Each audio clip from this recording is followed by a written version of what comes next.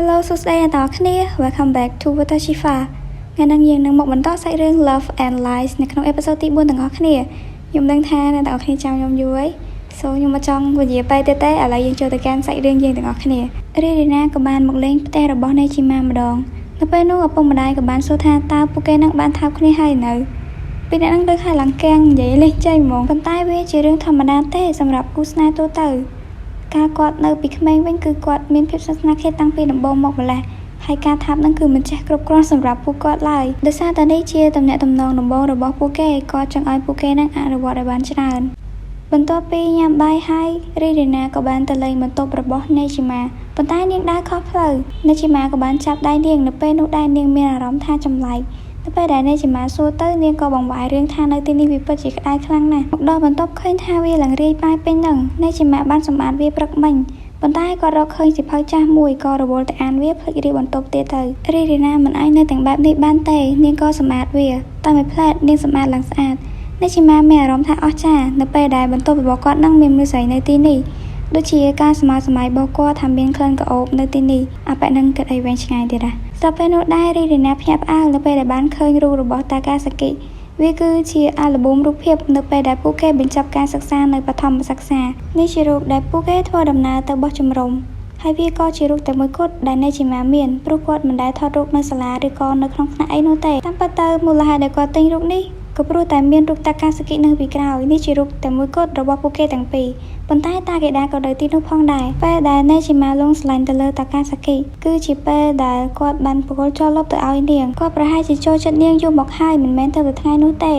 នៅថ្ងៃនោះដែរគាត់ពិតជាសប្បាយចិត្តខ្លាំងណាស់ហើយនៅថ្ងៃបន្ទាប់គាត់មានអារម្មណ៍ថាតាកាសាគីនឹងគឺជាមនុស្សពិសេសសម្រាប់គាត់រីណាគិតថានៅពេលនោះមែនដែលនេជីម៉ានឹងចង់ថើបនាងនេជីម៉ាតបវិញថាមិនមែនទេព្រោះពេលនោះគឺពួកគេនៅក្មេងពេកគាត់គ្រាន់តែចង់ដឹងថាតើនាងនឹងញញឹមដាក់គាត់ម្ដងទៀតអត់វាប្រហែលជាលើកដំបូងដែលមានអារម្មណ៍ថាសប្បាយចិត្តខ្លាំងបំផុតនៅក្នុងជីវិតរបស់គាត់រីណាស្ដាប់ហើយឡើងចូលទូដូចក្នុងរឿងនេជីម៉ាក៏បានសួរទៅកាន់រីណាវិញថាតើនាងមានប្រវត្តិចឹងអត់វាមិនមែនស្នេហាទេប៉ុន្តែចាំថាមាននរណាម្នាក់ដែលធ្វើឲ្យបេះដូងរបស់នាងនឹងលោតញាប់អីអត់រីណាចាំបានថាកាលនាងមានអាយុ10ឆ្នាំនៅមន្ទីរពេទ្យឪពុកម្ដាយរបស់នាងមកមើលនាងតែពេលល្ងាចធ្វើឲ្យនាងមានអារម្មណ៍ថាឯកាបន្តិច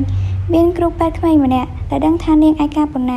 គាត់ក៏បាននាំនាងដើរលេងគ្រូពេទ្យក៏ឲ្យនាងមើលទៅគំរូកាយវិភាគសាស្ត្រទំហំកុមារនៅទីនេះវាជាផ្នែកមួយរបស់ម្ដាយរបស់គាត់ប៉ុន្តែនៅពេលដែលគេវិភាគរាងកាយកុមារក៏ត្រូវបានគេបញ្ជូនមកទីនេះតែម្នាក់ឯងពួកគេនិយាយថាគាត់យំរាល់យប់ព្រោះតែគាត់នឹងឯកាខ្លាំងពេក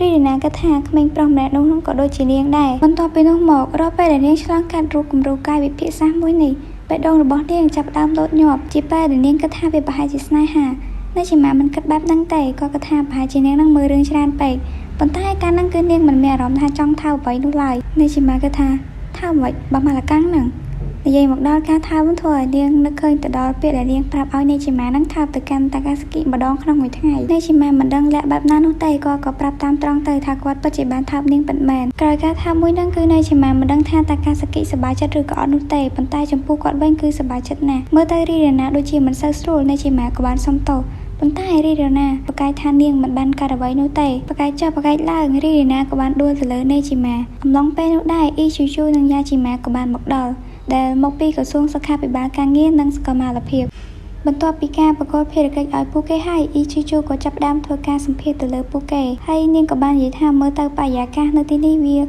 ដូចជាចម្លែកចំពោះអ្នកទាំងពីរតើពួកគេនឹងបានធ្វើអីមួយមែនបីអ្នកនឹងលើសឲ្យឡើងកាំងនិយាយអីលេងចេញហ្មងប៉ុន្តែវាជារឿងធម្មតាទេដែលគេហៅថាគូអាពាហ៍ពិពាហ៍យូការីដែលជាខ្សែក្រហមនៃវិទ្យាសាស្ត្រចំណុចខ្លាំងរបស់ពួកវាគឺព័ត៌មានដែលអាចប្រមូលបានពួកគេនិយាយថារហូតមកដល់ 50% នៃបុគ្គលិកលក្ខណៈរបស់នេជីម៉ាត្រូវបានផ្ដល់ការស្ទង់មតិនិងការធ្វើតេស្តផ្សេងៗជាច្រើនការពិនិត្យរាងកាយរបស់នេជីម៉ានៅទីទាខៈរដូវការប្រឡងលើសីលធម៌ក្នុងវគ្គទី2ទាំងនោះចូលទៅក្នុងការកំណត់ដៃគូដែលគាត់បានកំណត់ការភ្ជាប់របស់គាត់ដូច្នេះល្បិចគឺជ្រើសរើសដៃគូរបស់គាត់នៅអាយុ16ឆ្នាំមុនពេលដែលបុគ្គលិកលក្ខណៈរបស់គាត់នឹងត្រូវបានអភិវឌ្ឍយ៉ាងពេញលេញយ៉ាជីម៉ាបន្តថានៅពេលមួយមានទំនៀមទម្លាប់ដូចជាការរៀបអាពាហ៍ពិពាហ៍និងការទៅរវាងគ្នាដែលនៅសេសសល់ក្នុងវប្បធម៌របស់ពួកគេប៉ុន្តែនោះគឺជាភាពក្វេងក្មេងទាំងអស់បើប្រៀបធៀបទៅនឹងរបៀបដែលពួកគេអាចមានភាពច្បាស់លាស់ហើយមានការគ្រប់គ្រងផ្នែកវិទ្យាសាស្ត្ររបស់ពួកគេឱកាសនៃការប្រកួតបរាជ័យគឺទាបខ្លាំងណាស់ អ៊ីស៊ីជូបន្តទៀតថ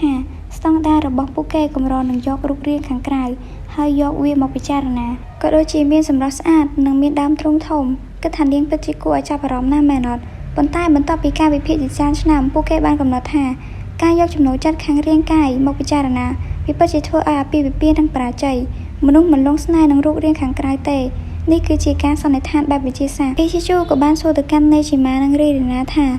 បន្ទាប់ពីពួកគេបានទទួលការជួយដំណឹងហើយតើឥឡូវនេះពួកគេគិតចំពោះគ្នាយ៉ាងដូចម្តេចចំពោះនេជីម៉ាគឺគាត់ដឹងថារីរីណាគឺជាអនាគតប្រពន្ធរបស់គាត់ប៉ុន្តែអារម្មណ៍របស់គាត់នឹងមិនទាន់ចាប់បានទេឥឡូវនេះគឺគាត់មិនដឹងទេរីឯរីរីណាវិញគឺនាងយល់ពីទ្រឹស្ដីមួយនេះប៉ុន្តែនៅមានតន្ន័យច្រើនទៀតដែលនាងមិនបានដឹងនាងចង់ស្នើសុំចំណេះដឹងបន្ថែមដើម្បីអនុវត្តសម្រាប់ខ្លួនឯងអ៊ីស៊ីជូនឹងប្រាប់ទៅកាន់ថ្នាក់លើរបស់នាងដើម្បីជាឯកសារយោងនាងក៏បានកត់សម្គាល់ឃើញថានៅក្នុងកលៈទេសៈណាក៏ដោយគឺពួកគេទាំងពីរជាត្រូវគ្នាណាស់ហើយក៏បានសួរថាតើពួកគេនឹងបានថាបគ្នាហើយនៅភាគរយជាក់លាក់នៃកុមារដែលត្រូវបានគេផ្គប់ផ្គងដំបូងគឺការដេកជាមួយគ្នានៅក្នុងរយៈពេល1ខែពួកគេនឹងរៀបការនៅពេលអនាគតដូច្នេះនាងគិតថាវាជាការល្អប្រសើរប្រសិនបើជាពួកគេនឹងចាប់ផ្ដើមដំបូងហើយផ្ដាំឲ្យពួកគេនឹងធ្វើឲ្យបានល្អបំផុតណានេះជាម៉ាគិតថ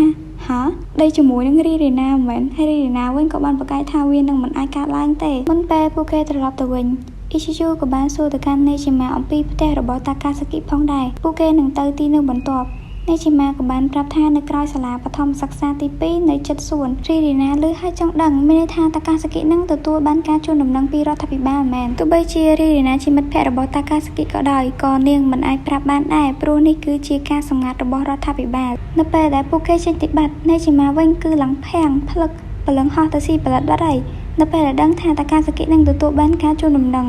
អនាគតប្តីរបស់នាងនឹងគឺមិនមែនជាគាត់ទេគឺជាអ្នកផ្សេងទោះបីជានាងធ្លាប់និយាយថានាងចូលចិត្តគាត់ដូចគ្នាក៏ដោយឃើញថាបែបនេះរីរីណាក៏បានប្រាប់ឲ្យនេជីម៉ានឹងសម្រួលអារម្មណ៍ទ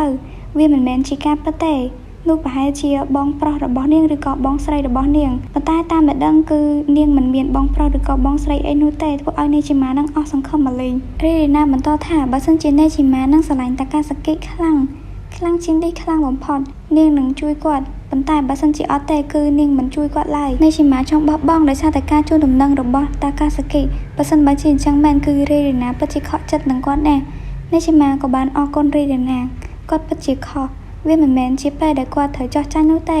គាត់សុំទោសដែលធ្វើឲ្យនាងនិយាយរឿងនេះទោះបីជានាងជាអនាគតប្រពន្ធរបស់គាត់ក៏ដោយរីរីណាធ្វើបែបនេះមិនមែនដើម្បីនេជីម៉ាទេគឺមិនចង់ឃើញតាកាសាគីខូចចិត្តតែប៉ុណ្ណោះស្រាប់ពេលនោះដែរម្ដាយរបស់នេជីម៉ាក៏បានចេញមកគាត់ក៏បានប្រាប់ថាពួកគេនិងក្រុមគ្រួសាររបស់ពួកគេកំពុងរៀបចំការធ្វើដំណើរទៅបោះជំរំនៅព្រឹកស្អែកនៅសាលារៀននេជីម៉ាតែងតែលួចមើលទៅកាន់តាកាសាគីទោះបីជាតាកេដាសូមអង្វរគាត់មើលអីក៏គាត់មិនខ្វល់ដែរក៏គិតតែពីតាមមើលតាកាសាគីតែប៉ុណ្ណោះបន្តិចក្រោយមកលោកគ្រូក៏បានប្រកាសអ្នកគ្រប់គ្រងថ្នាក់ដែលបានជ្រើសរើសរបស់អ្នកដែលបានមកយាយនៅថ្ងៃនេះហើយធ្វើខិត្តប័ណ្ណគឺតាកាសាគីនិងគីមូរ៉ាប៉ុន្តែគីមូរ៉ានៅថ្ងៃនេះគឺមិនមករៀនទេតាកាសាគីមិនអាចគ្រប់គ្រងម្នាក់ឯងបានទេក៏បានរកមនុស្សម្នាក់មកជួយនាងដល់ពេលនោះលោកគ្រូក៏បានឲ្យនេជីម៉ានឹងទៅជួយតាកាសាគីបន្ទាប់ពីចេញពីរៀននេជីម៉ាយល់ព្រមនឹងលឿននៅពេលដែលយកខិត្តប័ណ្ណទៅថ្នាក់នេជីម៉ាសង្ឃឹមថាអាចជួបនឹងសួរនាងអំពីការជូនដំណឹងមួយនោះពេលនោះដែរក៏បានឃើញថាតាកាសាគីកំពុងនិយាយគ្នាជាមួយនីសាកាប៉ុន្តែនេជីម៉ាមិនដឹងថាពួកគេកំពុងតែនិយាយគ្នាអំពីរឿងអ្វីនោះទេបន្តិចក្រោយមកតាកាសាគីក៏បានមកដល់មិនយូរប៉ុន្មាននេជីម៉ាក៏ដាច់ចិត្តសួរនាងថាបើសិនមិញក្រសួងទៅផ្ទះរបស់នាងមែនអត់តាកាសាគីក៏បានឆ្លើយថាមែននេជីម៉ាចាប់ផ្ដើមទម្លាក់ទឹកមុខហើយនិយាយពាក្យថា congratulation ហើយចង់ដឹងថាបរិសុទ្ធនោះជាមនុស្សបែបណាតាកាសាគីក៏បានតបថាវាគឺល្អពីមានវិជារបស់ពួកគេនឹងគឺល្អណាស់នាងគិតថាវាចុះសម្រងគ្នានាងបានជួបបរិសម្នាក់នោះរួចហើយពួកគេរស់នៅជាមួយគ្នានេជីម៉ាលើហើយខ្ទេចខ្ទីបេះដូងអស់លេងតាកាសាគីមិនដឹងថានេជីម៉ានឹងចង់និយាយពីរឿងអីនោះទេនៅពេលដែលដឹងនាងក៏បានសើចហួសចិត្តនេជីម៉ាយល់ច្រឡំហើយក៏សួរមកមិនពាក់ព័ន្ធជាមួយនាងទេគឺនិយាយប៊ីស៊ីនីជាមួយគ្រួសាររបស់នាងតែប៉ុណ្ណោះនេជីម៉ាលើហើយមានសង្ឃឹមឡើងវិញមិញគ្នាដូចនៅក្នុងពិភពខ្មៅងងឹតអញ្ចឹងមូលហេតុដែលនេជីម៉ាដឹងរឿងនេះគឺព្រោះតែម្សិលមិញហ្នឹងក្រសួងបានទៅផ្ទះគាត់ចង់ដឹងអារម្មណ៍របស់រីរីណានិងនេជីម៉ាបន្ទាប់ពីពួកគេទទួលបានការជួយដំណឹងនេជីម៉ាក៏បានប្រាប់ទៅកាន់ក្រសួងថាការពិតគឺគាត់មិនដឹងទេតែគិតថាពួកគេទាំងពីរហ្នឹងគឺសមគ្នាណាស់ដូចជាវិធីដែលពួកគេទាំងពីរនឹងព្យាយាមធ្វើឲ្យអស់ពីសមត្ថភាពរបស់ពួកគេសម្រាប់នរណាម្នាក់ទោះបីជារីរីណាមានឆន្ទៈខ្លាំងនិងមិនចេះប្រុងប្រយ័ត្នជាងនេជីម៉ាក៏ដោយនេជីម៉ាក៏បានប្រាប់ថាម្សិលមិញ នៅពេលដែលឮថាក្រសួងទៅផ្ទះរបស់នាងនឹងគឺធ្វើឲ្យគាត់នឹងដូចជាដាច់ចិត្តហើយរីណាខឹងគាត់ណាស់នាងបានព្យាយាមលួងលោមធ្វើឲ្យគាត់ស្ងប់ចិត្តឡើងវិញរីណាពិតជាអស្ចារ្យណាស់តាកាសាគីនឹងគឺនាងមិនអាចយកឈ្នះរីណាបាននោះទេនេះជាមកដឹងថាថ្ងៃណាមួយនាងទទួលបានការជូនដំណឹងមួយនេះគាត់ចង់ដឹងថាតើបរិសម្នាក់នោះគឺជាមនុស្សបែបណាតាកាសាគីតបថាប៉ុន្តែវាមិនសំខាន់ទេព្រោះនេះជាមកគឺជាមនុស្សតែម្នាក់គត់ដែលសំខាន់សម្រាប់នាងបន្ទាប់មកពួកគេក៏បានអាដៃណាមកខ្លួនឯងធំអស់ហើយពេលល្ងាចតាកាសាគីក៏បានទៅជួបរីណាមើលទៅរីណាមិនសូវសប្បាយចិត្តនោះទេប៉ុន្តែនាងប្រកែកថានាងមិនបានកើតអ្វីឡើយតាកាសាគីគឺតែងតែកុហកតាំងពីរីណានឹងមិនស្គាល់នាង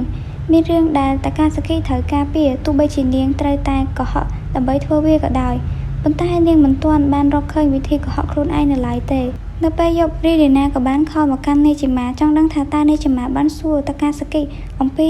រឿងការទទួលសេចក្តីជូនដំណឹងនឹងអត់នេជីម៉ាក៏បានប្រាប់ទៅតាមដំណើររឿងនៅថ្ងៃបោះជំរំគឺរីណាបានហៅតាកាសាគីទៅដែរទៅជាមួយពួកគេទាំងពីរសម្ពាធច្បាស់ជាសម្រាប់នេជីម៉ាជាមិនខាន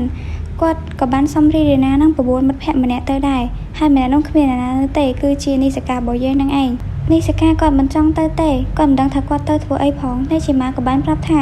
គាត់មិនអាចបង្កើតភ្លើងបាននឹងខ្លួនឯងនោះទេនីសិកាក៏បានឆ្លើយថាគាត់ក៏មិនចេះដូចគ្នានេជីម៉ាខ្លាចសត្វល្អិតនេសិកាក៏ខ្លាចដូចគ្នាបើសិនបើពីង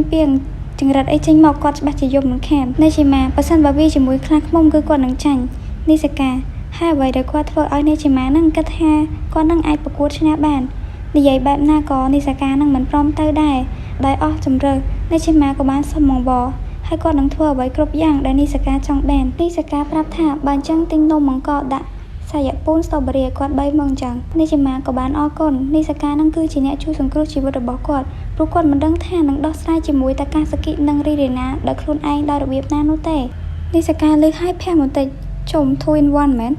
គេមកមើលតាកាសាគីវិញគឺនាងមិនដឹងថានាងសប្បាយចិត្តឬក៏អត់នោះទេនៅពេលដែលទៅបោះជំរំជាមួយនឹងនេជីម៉ាវានឹងកាន់តែងាយស្រួលបើសិនបើវាជាការកុហកទាំងអស់ហ្នឹងហើយអ្នកនរគ្នាអេពីសូតទី4របស់យើងបានឈានមកដល់ទីបញ្ចប់ហើយដើម្បីចង់ដឹងថាតើពួកគេទៅ